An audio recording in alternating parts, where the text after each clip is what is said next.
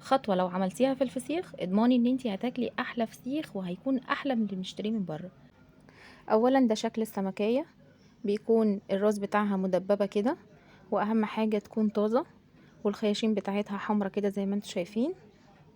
اضمني ان انتي هتاكلي فسيخ تحفة لو كل المواصفات دي فيه. مع الحركة اللي هنعملها في نص الفيديو هيبقى احلى فسيخ.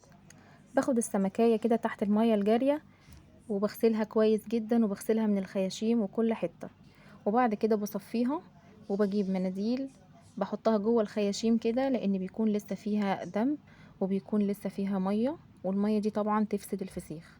هنشفها كويس جدا من الخياشيم بالمناديل على قد ما تقدري. بعد ما بخلص الخطوة دي، خطوة الخياشيم، بمسك بقى المنديل بعد ما ينضف خالص. بص كده المناديل لما حطيتها جوه الخياشيم طلعت نظيفة. ببدأ بقى امسح على السمكية من بره، مخليش فيها نقطة مية. اكتر حاجة بتبوظ الفسيخ هي المية. بمسحها كويس كده، وباخدها على ايديا، بنشف كويس قوي المية اللي فيها، وبعد كده بمسك الفسيخاية بعمل لها مساج. يعني ايه مساج؟ انا بمسك السمكية وبكسر الشوكة اللي بتبقى في النص، بفصل اللحم عن الشوك بالطريقة دي كده.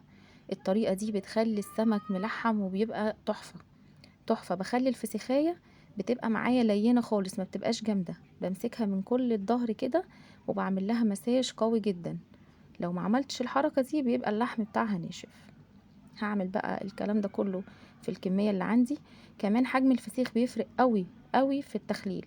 السمك اللي معايا ده، السمكية الواحدة عاملة تقريبا نص كيلو، فده بيبقى حلو جدا مع الفسيخ. بعد ما بخلص بقى الكمية كلها اللي معايا، ببدأ ان انا اشغل المروحة عليها. بشغل المروحة ساعتين، بيكون قدامها الفسيخ كده مباشر. مع اول ساعة بمسك الفسيخ وبقلبه على الناحية التانية بالطريقة دي عشان ينشف من كل حتة. انا مش عايزة فيه مية خالص، لان المية زي ما قلتلكوا بتبوظ الفسيخ. بعد ما بيتهوى كويس بعد الساعتين بحضر بقى التخليل. لكل سمكية معلقتين ملح هرمية. لكل سمكية واحدة معلقتين ملح هرمية.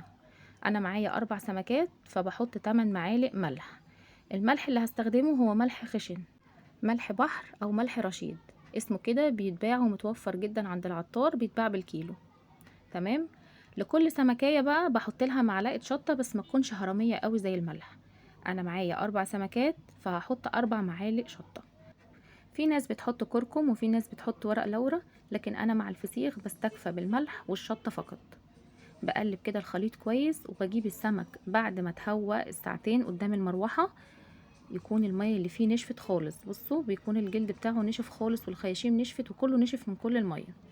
بحشي بقى الخياشيم بتاعته بالملح كويس جدا. انا الخطوة دي ما سرعتهاش عشان برضو تبقى باينة معاكم. بحشي كويس الخياشيم بالملح والشطة من الناحيتين. دي الناحية الاولى، والناحية التانية برضو هحشيها كويس جدا. اتأكدي ان الملح وصل لجوه عشان خاطر السمك ما يعفنش. الخطوة دي مهمة جدا. بعد كده بقى في كيس بلاستيك بحط فيه رشة من الملح والشطة، وبحط فيه السمك عكس عكاس. يعني راس السمك بتكون على الشمال، راس السمكة التانية بتكون على اليمين. قبل ما بحط السمكة التانية بكون حاطة على الجسم بتاع السمكة رشة من الملح والشطة. زي ما انتوا شايفين كده بحط سمكة عكس التانية، برضو مع رشة الملح منساهاش. هخلص بقى الكمية كلها، وهبدأ احط برضو سمكية عكس التانية زي ما قلت لكم. اتأكد جدا ان الخياشيم محشية. بعد كده بقفل الكيس البلاستيك، وحطي بقى 4 5 اكياس. اهم حاجة الكيس يكون نضيف، يعني كيس جديد ما يكونش فيه مية. بحط 3 4 اكياس 5 اكياس على حسب ما ياخد معايا. وبقفل السمك كويس، وبشيل منه اي هوا. بفضل امسك الكيس كده وبفرغ منه الهوا كله.